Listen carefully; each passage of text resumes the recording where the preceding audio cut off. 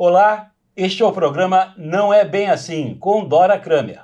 Hoje, sem a Dora Kramer, estaremos hoje Márcio Fortes, Pedro Paulo Magalhães e eu, Marcelo Madureira, fazendo o programa sem a Dora Kramer, que se encontra em merecidas férias. Portanto, prepare-se para assistir um programa machista, misógino, completamente branco, opressor, preconceituoso estruturalmente. Enfim, como o politicamente correto hoje diria, né, dessa composição da mesa. Mas semana que vem, Dora estará aqui. Hoje vamos falar aqui sobre 60 anos de golpe militar e Brasil, o país da incerteza.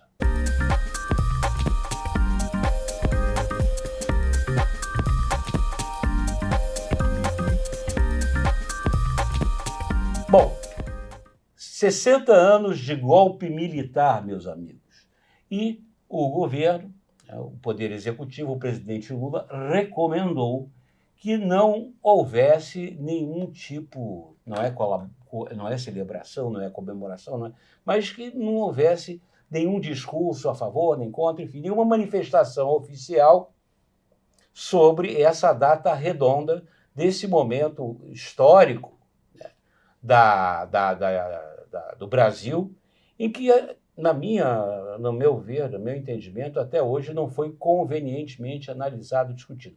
Tanto é que nessa semana, por uma coincidência, não sei, o Supremo Tribunal Federal está julgando a questão do qual é o papel das Forças Armadas, o papel constitucional das Forças Armadas através do artigo 142, né, em que muitos acham que esse artigo subtende que as Forças Armadas teriam um papel moderador entre os três poderes da República, legislativo, executivo e judiciário, e que poderia, no caso, um discurso, ensejar, digamos assim, uma intervenção militar em caso de uma crise institucional. É isso, doutor Márcio Fortes.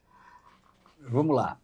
Em primeiro lugar, como é que é curioso, né? Quer dizer, o golpe de 64, vamos falar um pouquinho do golpe daqui a pouco, mas sobre a questão particular do 142, ele foi já, posteriormente à redação da Constituição, regulamentado por 3 ou 4 leis complementares, que definem como é que se poderia exercer o tal poder moderador.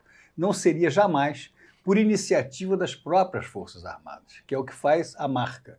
Poderia ser, ainda é assim na Constituição, por requerimento, por pedido de qualquer poder. Quer dizer, o Poder Legislativo pode pedir às Forças Armadas, mas tem que haver primeiro uma aceitação por parte do Conselho da República, que é uma figura que existe também na Constituição, alguma coisa que ampliasse a figura do Presidente da República. Então, já foi definido isso, mas não pode, para efeitos de clichê, de discurso, não sei o quê, Forças Armadas, artigo 142, começou a ficar corriqueiro e mal entendido no Brasil. Agora, você, em primeiro lugar, nem eu, nem você, nem o Pedro Paulo somos misóginos, coisa nenhuma. Nós somos apenas, modernos. Não, é? Acho Minha mulher eu. fala que eu sou misógino, autoritário. Mas isso é porque ela casou com você, pô. Quem não casou tem direito de discordar, né? Pedro Paulo. Mas esse assunto aí, eu acho que ele tem um olhar aí mais amplo do que isso. Quer dizer, se a gente olhar só para o artigo 142, em relação ao golpe militar, a questão do governo Lula dizer que não queria nenhuma comemoração, nenhuma manifestação oficial, né, sobre a data, tem a ver com os recentes fatos, né, do ano passado, de 8 de janeiro, a luta dele para tentar pacificar as Forças Armadas, para tentar... Então é melhor não falar no assunto. Mas isso aí é uma característica do Brasil, né? O Brasil tem essa característica de que tudo é incerto. Tudo é incerto. Na realidade, a gente está vendo aí, não se fala do golpe militar, mas está julgando o artigo 142. Ao mesmo tempo, a Câmara está falando da questão de foro privilegiado, que é uma decorrência, de certa forma, do governo militar que houve, né? Que não protege, que tinha um problema dos deputados, dos parlamentares serem atacados por causa de discursos que faziam na Câmara, né? Quer dizer, serem caçados. Então, a questão do foro privilegiado era uma medida para evitar esse ataque, né? Então, essas incertezas, tudo vai se construindo como uma decorrência do outro, mas sem uma estabilidade dessas decisões. Isso fica toda hora sendo trocado, toda hora sendo alterado, né? Como a gente já viu diversos, por exemplo, a questão do foro privilegiado começou com uma defesa do foro privilegiado porque eram julgados pelo Supremo, então demorava muito tempo para ser julgado, então todos os deputados queriam esse privilégio de serem julgados pelo Supremo. Agora já não querem mais. Não querem mais por quê? Porque o Supremo acabou se aparelhando com turmas, começou a julgar mais rápido, então não me interessa ir para o Supremo, né, e ficar no Supremo à mercê de uma decisão que só tem mais uma instância, não tem mais instâncias para serem discutidas. Então, a mudança de visão a cada momento do que deve ser e as instituições tomando decisões que são contraditórias, a gente viu isso na prisão de segunda instância, a gente já viu isso em diversas situações em que vai se transformando essas decisões ao sabor do momento, ao invés de você ter um marco em que as pessoas têm que se reverenciar esse marco e respeitar esse marco ao longo do tempo, o que dá muito mais segurança jurídica, muito mais segurança para a sociedade. Olha aqui, vamos lá. O mesmo Supremo que tinha transformado o Lula em inelegível mudou de ideia. Agora a gente tem o mesmo Supremo, né, que já tinha se manifestado há 6 ou 5 anos atrás sobre a questão do foro privilegiado, da outra guinada de 180 graus. Márcio, como é que você vê isso? Bom, então posso gastar um tempinho aqui? Claro. É porque a ruptura constitucional, o golpe de 64 foi uma ruptura constitucional. Não sei se foi militar, foi fortemente amparado por militar, mas os que o defendem acham que ele foi amparado pela sociedade como um todo. Porque havia marcha da família com Deus pela liberdade, porque o povo todo se manifestou, porque os governadores foram participantes, diversos governadores, participantes ativos do movimento, porque havia o amparo externo, quer dizer, não só o governo americano, mas diversos outros países, tementes de que se implantasse o comunismo no Brasil, fizeram um golpe. Se foi amparado ou não amparado, a gente pode discutir se todo mundo queria ou não queria, mas foi um golpe. O golpe aconteceu porque rompeu uma sequência constitucional, que era a presidência da República do João Goulart.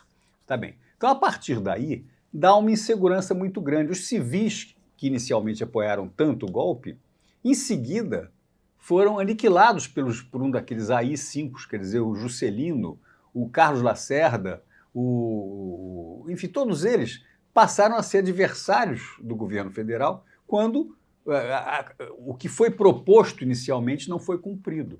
Haveria eleições em 65, depois foram adiadas para 66, depois acabou. Quer dizer, o presidente Castelo Branco perdeu o comando e o general Costa e Silva assumiu a presidência da República, depois o general Médici, depois 5 generais, um em sequência ao outro, apenas pela sua posição na liderança militar e a sua posição no almanaque do Exército. Muito bem. Então isso tudo gerou, 20 e poucos anos depois, a redação da Constituição. A Constituição teve esse defeito, ela é boa ou mal, poderia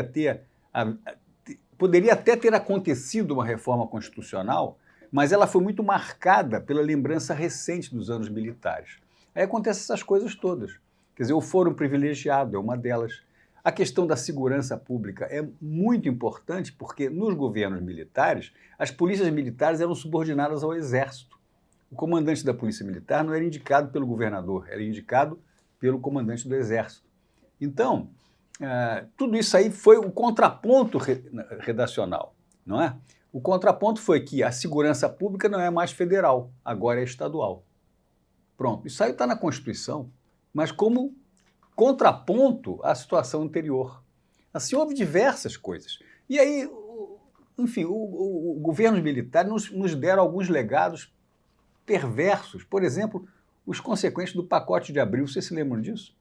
Sim. Em abril de 1977, o governo federal, o presidente Geisel, fechou o Congresso e redigiu uma nova Constituição lá.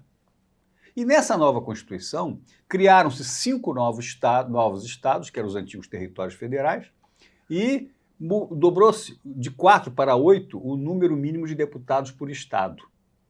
Daí dá essa anomalia que existe hoje na representatividade na Câmara dos Deputados. Representatividade deformada. Criou-se também, naquele momento, os senadores biônicos. A gente tem que se lembrar dessas coisas, porque são coisas que ficam para sempre. Quer dizer, não adianta reclamar que o Estado de São Paulo é subrepresentado na Câmara dos Deputados, porque isso não foi pacote do PT, não foi o Lula que fez, isso foi o general Golbery Couto e Silva, em pleno governo. Para quê? Essa coisa que marca para sempre a trajetória política do Brasil, a representatividade política no Brasil, para eleger com o voto indireto, no colégio eleitoral então chamado, o sucessor do presidente Geisel, que veio a ser o general João Figueiredo. Então você, para fazer aquela eleiçãozinha, marcou a história do Brasil para sempre. Esses são os males do governo totalitário, né? Totalitário com todas as suas características de violência. Quer dizer, eu era estudante num certo momento, teve o tal artigo, o Decreto-Lei 477. O 477 autorizava reitores a expulsar alunos por atividade política que se manifestassem contra o governo federal por alguma razão. Não gostei da cor do uniforme, então expulso, pronto. Ou que se organizassem em entidades de representação. Diversos estudantes perderam suas posições, suas matrículas em cursos de universidade, porque tinham opinião política expressa diferente da opinião por um decreto-lei. E pronto, o decreto-lei antigamente... Veio cair, se não me engano, em 1983, 84. Veio depois na Reconstituição. E a própria anistia, que foi em 79, ela é ampla, geral e restrita, não só pela mania brasileira de acomodar as coisas, mas que foi um acordo que me pareceu muito inteligente de dar um certo equilíbrio, que a oposição ao governo de então achava ótimo, porque permitiria, como permitiu, o retorno ao Brasil dos exilados. Então voltaram o Brizola e outros líderes e tal, que estavam expulsos do país, fora do país, voltaram sem qualquer possibilidade de serem punidos e também não foram punidos os repressores, mesmo por crimes de sangue. Isso foi uma discussão importante na época. Se a anistia deveria ser ampla, geral e restrita, ou apenas anistia, como houve em outros países simultaneamente na América Latina. O que se resolveu foi o aconchambramento, né? Varrer para baixo do tapete. Eu não sei se foi varrer para baixo, mas foi uma forma de acomodar as forças políticas para ir para frente. E aí destampou os partidos políticos, que eram só 2 no governo militar, passaram a ser amplos. Teve a briga toda da Ivete Vargas com o Brizola. Por causa do PTB. Sobre o PTB, e etc, etc. E gerou-se a primeira eleição para governadores pelo voto direto em 82, que é efetivamente a marca da reconstrução democrática do Brasil. Eu queria ouvir aqui o Pedro Paulo, ainda se aprofundando essa questão do foro privilegiado e tal, como é que você está vendo isso? Isso não aprofunda, abre outro flanco dessa guerra que a gente está percebendo entre o judiciário e o legislativo sobre a questão do poder, e agora tendo pano de fundo justamente a prisão, né, dos irmãos Brazão, principalmente Chiquinho Brazão, que é o Chiquinho Domingos, que é deputado federal, Chiquinho, que é deputado federal, né, e que o Congresso questiona se o Supremo teria o poder de prender, né, o deputado em pleno mandato. Isso é uma discussão que como a gente estava falando, né, são os reflexos desses fatos do passado, né, para o momento atual. Quer dizer, como é que eles chegam para a atualidade. E a gente já assistiu movimentos antagônicos nesse aspecto, né? Quer dizer, lógico que sempre o Congresso está sempre defendendo os seus, né, de uma forma corporativa, tem uma maneira corporativa de olhar para os seus como sendo mais importantes do que o país, né? Proteger os deputados é mais importante do que trazer para o país uma segurança jurídica, trazer para o país um ambiente mais claro, né, para que as coisas possam progredir, porque é fundamental essa segurança para o progresso do país. Né? Então, a questão do foro privilegiado, acho que do Chiquinho Brandão que está colocado, está se tentando já mudar na Câmara, quer dizer, fazer uma lei, um projeto de lei, em que vá se alterar esse fato, né, para que não tem mais foro. Agora, impressionante, agora não querem mais o foro privilegiado. Querem acabar com o foro privilegiado. Porque o foro privilegiado, como eu falei antes há pouco, ele acaba atrapalhando, né? Acaba sendo maléfico para quem está subordinado a ele nesse momento, na medida que o Supremo está com mais agilidade no julgamento, porque o foro privilegiado levaria para o Supremo. Aí vem diversas outras questões. A questão do golpe do 8 de janeiro, a tentativa de golpe de 8 de janeiro, está sendo julgada totalmente pelo Supremo Tribunal Federal. Por que motivo? Porque é uma questão de segurança nacional, porque é uma questão das mais relevantes, é política. Então está dentro do tribunal que é jurídico, mas é político também. Então, teoricamente, seria razoável isso, mas existe a contestação de que não, que deveria, o Bolsonaro até já começa a falar que não deveria ser julgado pelo Supremo. Então, essa questão é um moledo.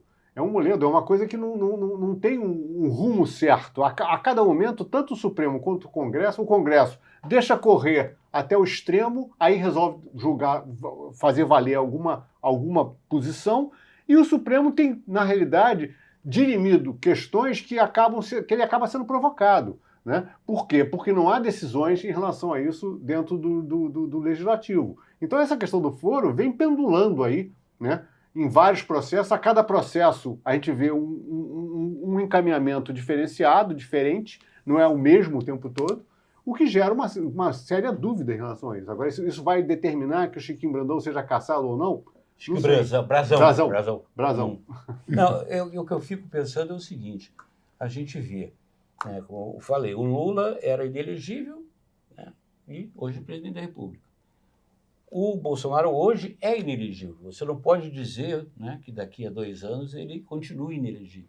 Então, essa falta de um marco, né, de um limite, de uma fronteira entre o legislativo e o judiciário, isso aí é culpa de quem? É do interesse dos dois manter essa coisa fluida? Quer dizer, como é que eu vejo, né?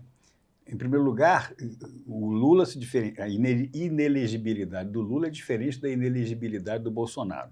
O primeiro foi por razões criminais, instâncias que desaguaram no STF, Supremo Tribunal Federal. E lá, então, depois foram consideradas ineptas. As provas, todos acompanhamos com certo espanto todo esse movimento. O caso do Bolsonaro é em outra instância, é o TSE. Há uma discussão ainda silenciosa sobre decisões do TSE podem ser objeto de recurso ao STF. Até agora, não podem. Quer dizer, decisão terminal do TSE é terminal tanto quanto a decisão terminal do STF. O TSE é um tribunal superior, tão superior quanto o TSE, para questões eleitorais. Essa é a questão Bolsonaro, que é a mesma questão do Moro. Quer dizer, o Moro está sendo hoje julgado pelo TRE do Paraná, e qualquer que seja a decisão é objeto de recurso ao TSE e não ao Supremo, lá em Brasília. Você pode dizer que o TSE também é uma coisa muito mais política, mas o TRE, que está julgando o Moro, é muito técnico. Então é possível que o Moro não tenha uma decisão contra a sua própria posição de senador. Mas tendo ou não, quem perder vai recorrer ao TSE. E esse recurso será final. A rigor, hoje você não pode sair do TSE e recorrer ao STF. É o caso do Bolsonaro. Por isso que você pode afirmar com um pouco diferente de que a inelegibilidade do Bolsonaro seja diferente da inelegibilidade que atingiu o Lula no seu tempo. Pronto, isso é apenas uma outra questão também, porque só no Brasil, não sei se mais algum país tem, o tal do TSE, quer dizer, uma legislação específica para questões eleitorais.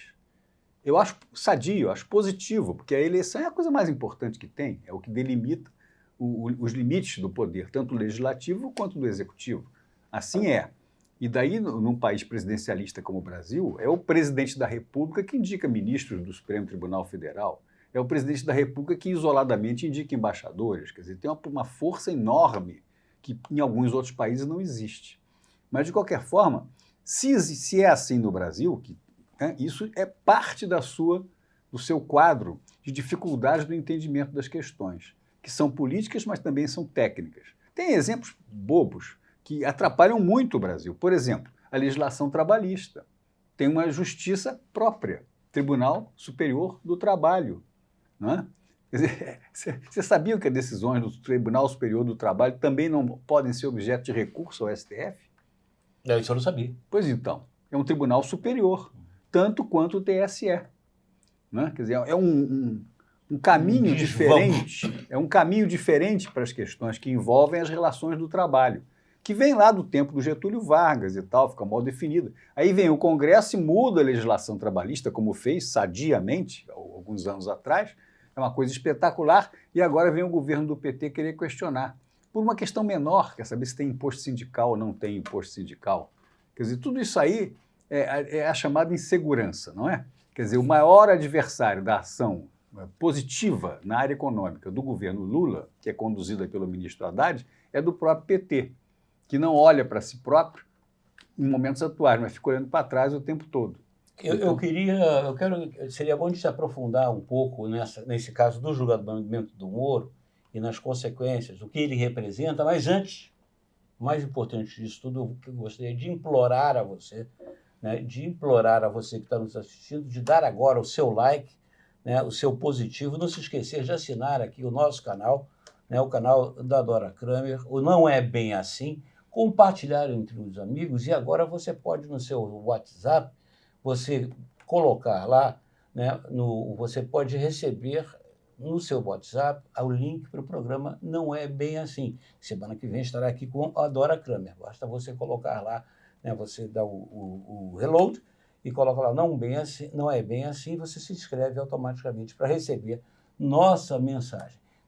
Dito isso, eu retomo aqui, Pedro Paulo, esse julgamento do Moro, né, é interessante porque o juiz Sérgio Moro, querendo ou não, com todas as suas virtudes e todos os seus defeitos, ele simboliza, de certa forma,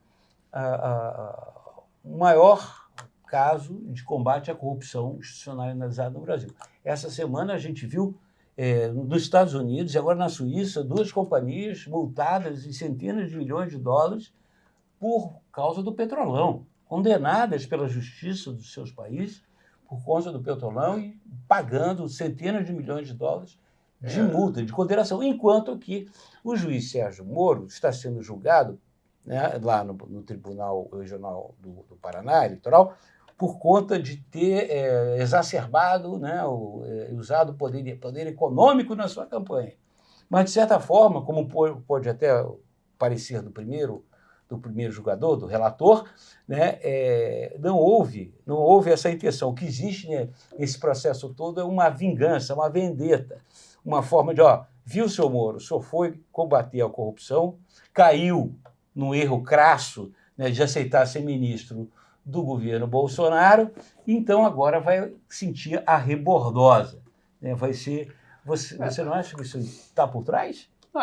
Acho que sim, acho que é uma visão mais ou menos clara de que pelo que se está publicando sobre o processo e tudo mais, que é uma tentativa, até a gente vê a escala de acusações, né? Um acusa que gastou 20 milhões, outro acusa que gastou 7 milhões e o relator fez uma conta de que ele gastou 200 mil.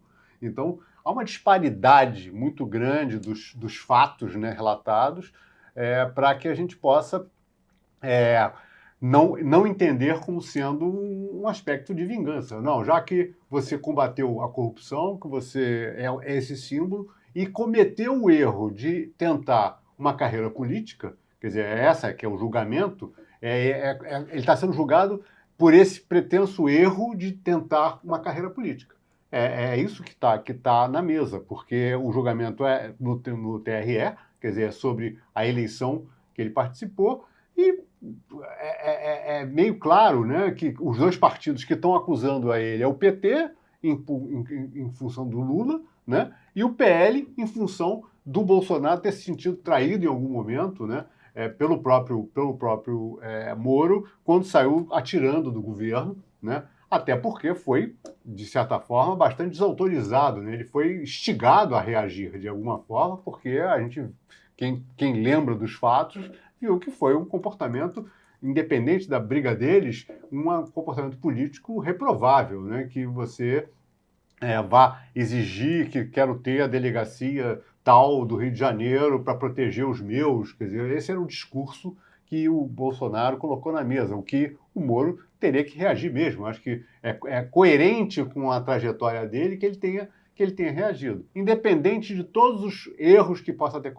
cometido na condução dos processos. Agora, o Brasil é o seguinte, é o país da filigrana, né? Quer dizer, vale mais a filigrana jurídica de cada coisa do que o fato criminoso que foi cometido. Essa que é a verdade, porque o Moro, as consequências do que ele fez como combatente da corrupção estão aí perpetuadas em diversos processos, inclusive no mundo, como você disse, Marcelo. Quer dizer, não é uma coisa só daqui. As devoluções de dinheiro são fatos, não há como negar. Ninguém devolve dinheiro se não tiver feito alguma coisa muito errada, né, para devolver. Senão nem terá o dinheiro para devolver, quer dizer, nem teria a possibilidade, eventualmente, de estar devolvendo as somas que foram devolvidas. Então, eu acho que há uma característica muito clara de se tentar acabar com esse homem, com esse Sérgio Moro, porque ele cometeu erros que são imperdoáveis. Agora, isso não é justiça, isso é outra coisa, né? Isso é vingança. Isso não é justiça. Chega a ser pitoresco que os autores da ação sejam ao mesmo tempo o partido do Bolsonaro e o partido do Lula. Quer dizer, não é junto ao TRE do Paraná. Agora, só para recordar, ele está sendo julgado por erros na campanha para a eleição de senador, que ele venceu e na qual é empossado. Ele é hoje senador, não é mais juiz. Então, para ser eleito senador, as alegações são assim, realmente, como você falou, curiosas, não é? Quer dizer, ele antes tentou ser candidato a presidente da República por um partido diferente, fez uma espécie de pré-campanha com dinheiro do tal partido. E aí agora está sendo alegado que ele abusou desse dinheiro e que, na realidade, ele nunca quis ser presidente da República. Ele estava fazendo campanha para senador, fingindo que era para presidente da República, só para poder percorrer o Brasil e tal, aquela coisa toda. Então é um julgamento que tem que ser técnico, mas apreciado pelo lado político. Vamos ver o resultado no Paraná e qualquer que seja, a outra parte vai recorrer ao TSE. Então não é mês que vem que vai ter essa decisão final, no caso do Sérgio Moro. Agora, no caso geral, o Sérgio Moro é um retrato também da consequência do golpe. Porque tudo que está sendo apreciado é o que foi escrito na Constituição. E o que não foi escrito na Constituição é do nosso dia a dia. Quer dizer, o que aconteceu no Brasil depois da Constituição, o impeachment do presidente Collor, a retomada da economia em termos racionais pelo presidente Itamar Franco e pelo ministro Fernando Henrique Cardoso, o que aconteceu depois no governo Fernando Henrique Cardoso, a instituição do Fundef na educação, a questão dos genéricos no Ministério da Saúde, tantas iniciativas definitivas foram tomadas na democracia e não durante o governo militar. Inclusive, o combate o governo militar nos legou uma inflação sem controle em 1985, completamente sem controle, que o governo Sarney não conseguiu debelar. Né? O governo Sarney, que sucedeu ao falecimento do Tancredo Neves, não conseguiu debelar a inflação, tão grande era a mola que a impulsionava, que era fundamental, porque havia 3 orçamentos públicos: o orçamento monetário, o orçamento fiscal e o orçamento da conta financeira do banco, das estatais. Eram 3 orçamentos que brigavam entre si e que davam um descontrole macroeconômico que depois foi conduzido. Naquele momento, nós tínhamos uma dívida impagável com instituições multinacionais como o FMI, uma dívida impagável com o sistema financeiro internacional, diversos bancos, uma dívida impagável com o sistema financeiro brasileiro. Tudo isso teve que ser consertado na democracia por civis, em momentos diferentes, um pouco, em grande parte, liderados naquele momento pelo economista Pedro Malan, né, que veio a ser presidente do Banco Central e depois ministro da Fazenda.